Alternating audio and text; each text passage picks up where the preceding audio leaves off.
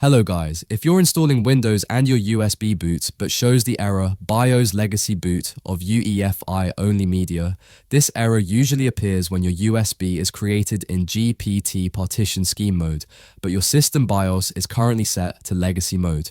In this video, I'll show you two methods to fix this issue. If the first method doesn't work, you can follow the second one, which should definitely solve the problem. So let's get started. In the first method, we'll go into the BIOS settings and change the boot mode to UEFI. To enter BIOS, restart your system and press the BIOS key during startup. For example, on Dell systems, you can press F12, and if you have HP machine, it's usually F10, and for other brands, you can quickly check the correct key online. Once you're inside the BIOS settings, look for the boot sequence option and open it. Then check the boot list option. If it's set to legacy, change it to UEFI. After making the change, apply the settings and exit the BIOS. After that, boot your system from the USB drive. In the boot menu, if you see options like legacy boot and UEFI boot, use the arrow keys and select the UEFI USB option. If you don't see separate options and only see your USB device, just select it. It will usually boot in UEFI mode automatically.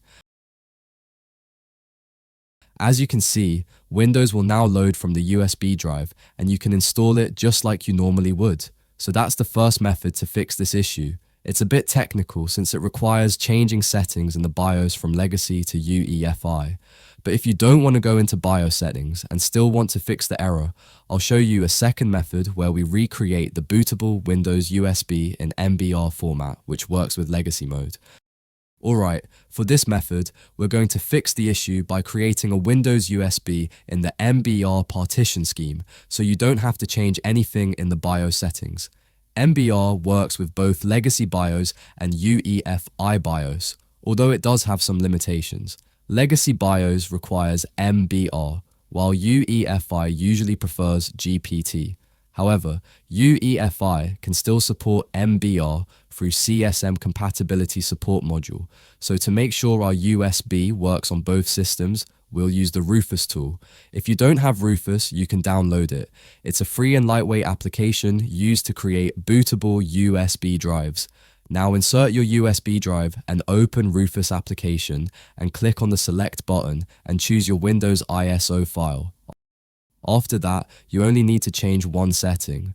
In the partition scheme, select MBR. If you choose GPT, it will only work in UEFI mode, but MBR will work with both legacy and UEFI systems.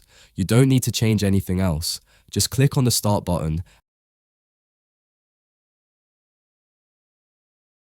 and Rufus will start creating your bootable USB. The process usually takes around 5 to 10 minutes, so just wait until it finishes. Your USB drive will be ready to install Windows. So that's it guys, your USB should now work on both legacy and UEFI BIOS modes, and this should fix the BIOS legacy boot of UEFI only media error.